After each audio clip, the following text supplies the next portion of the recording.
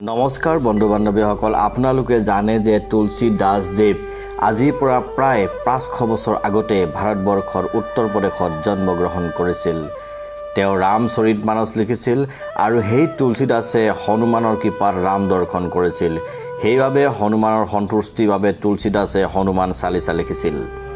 ভগৱান বিষ্ণু বা নাৰায়ণৰ ৰামৰ অৱতাৰত হনুমানৰ ভূমিকা গুৰুত্বপূৰ্ণ আছিল। সীতা মাক উদ্ধাৰ, নানা প্ৰকাৰৰ অসুৰ বধ, সঞ্জীৱনী আনি লক্ষ্মণৰ জীৱন দান ইত্যাদি। সেইবাবে ৰামে সন্তুষ্ট হৈ 4 যুগৰ অমৰত্বৰ বৰদান দিছিল।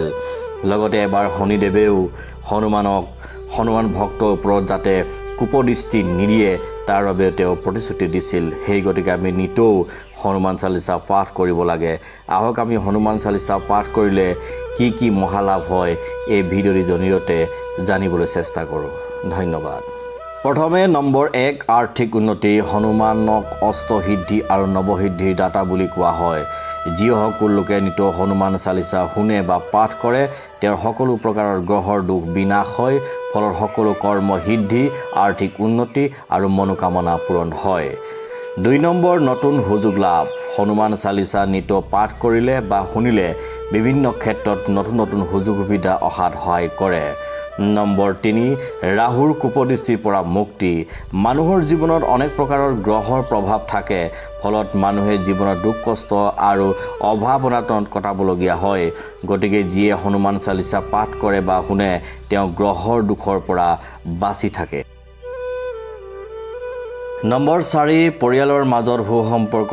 অতি বিশ্বাসে নিতৌ হনুমান চালিচা শুনিলে বা পাঠ কৰিলে লাহে লাহে অভাৱ অনাটন, ৰোগ ব্যাধিবোৰ নোহোৱা হৈ এটা সুস্থ বাতাৱৰণ পৰিয়ালৰ মাজত উদ্ভৱ হয়। ফলত পৰিয়ালৰ মাজত শান্তি আৰু আনন্দই উপচি পৰে। নম্বৰ 5, ভয় আৰু আকাংক্ষা দূৰ কৰে। হনুমান চালিচা পাঠ কৰিলে মনৰ ভিতৰত থকা ভয় আৰু সন্দেহ দূৰ হয়, ধনাত্মক চিন্তাধাৰাৰ উদয় হয়। নম্বৰ 6, আত্মবিশ্বাস বৃদ্ধি কৰে। আত্মবিশ্বাসী হ'বলৈ সহায় কৰে, যি সফলতাৰ মূল চাবিকাঠি। নম্বৰ 7, মনত শান্তি আনে। দৈনিক পাঠ কৰিলে মানসিক চাপ কমে আৰু শান্তি অনুভৱ হয়। নম্বৰ 8, নেতিবাচক শক্তি আঁতৰাই দিয়ে। জীৱৰ পৰা দুৰ্ভাগ্য আৰু নেতিবাচক শক্তি আঁতৰাই ৰাখে, জীৱন মংগলময় কৰি তোলে।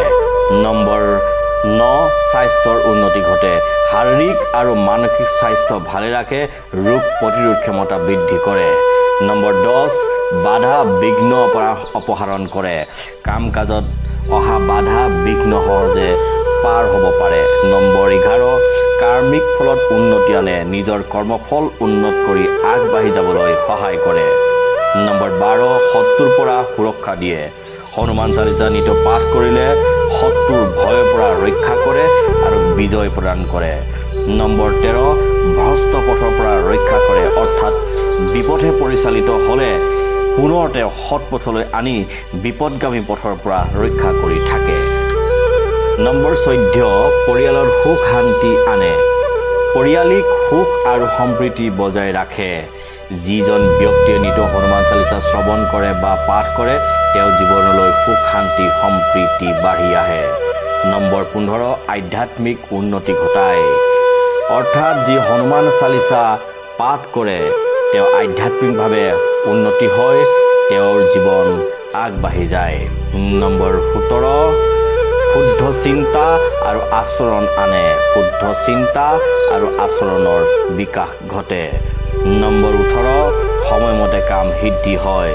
যিজন ব্যক্তিয়ে হনুমান চালিচা পঢ়ে বা শ্ৰৱণ কৰে সময়ত কাম সমাপন হৈ সফলতা লাভ কৰে। নম্বৰ 19, দুৰ্দিনত সাহায্য দিয়ে। অৰ্থাৎ দুৰ্দিনত মনোবল বৃদ্ধি হয়, অৰ্থাৎ বিপদত হনুমানে তেওঁক সহায় কৰে। নম্বৰ 20, অভ্যাসত অনিষ্টতা দূৰ কৰে। অৰ্থাৎ কু অভ্যাস বা অপৰাধ প্ৰৱণতা কমাই দিয়ে। নম্বৰ 21, বুদ্ধি আৰু জ্ঞান বৃদ্ধি কৰে। যিজন ব্যক্তি নিতৌ হনুমান চালিচা পাঠ কৰে বা শ্ৰৱণ কৰে জ্ঞান আৰু বুদ্ধি উন্নত কৰে, যি জীৱনত সফলতাৰ অন্যতম গুৰুত্বপূৰ্ণ দিশ হৈ পৰে। নম্বৰ 22, বিশ্বাস আৰু ধৰ্মৰ প্ৰতি ভক্তি বৃদ্ধি কৰে। যি হনুমান চালিচা পাঠ কৰে বা শ্ৰৱণ কৰে তেওঁৰ মন ধৰ্ম আৰু বিশ্বাসৰ প্ৰতি গভীৰ হৈ পৰে আৰু মনত ভক্তিভাৱ জাগিত হয়। নম্বৰ 23, মুক্তিৰ পথ প্ৰশস্ত কৰে। অৰ্থাৎ জীৱনৰ চূড়ান্ত সিদ্ধান্তই হৈছে মুক্তি বা মোক্ষ লাভ। যি হনুমান চালিচা পাঠ কৰে বা শ্ৰৱণ কৰে তেওঁৰ ওপৰত হনুমান সন্তুষ্ট হৈ মুক্তিৰ পথ প্ৰশস্ত কৰি দিয়ে।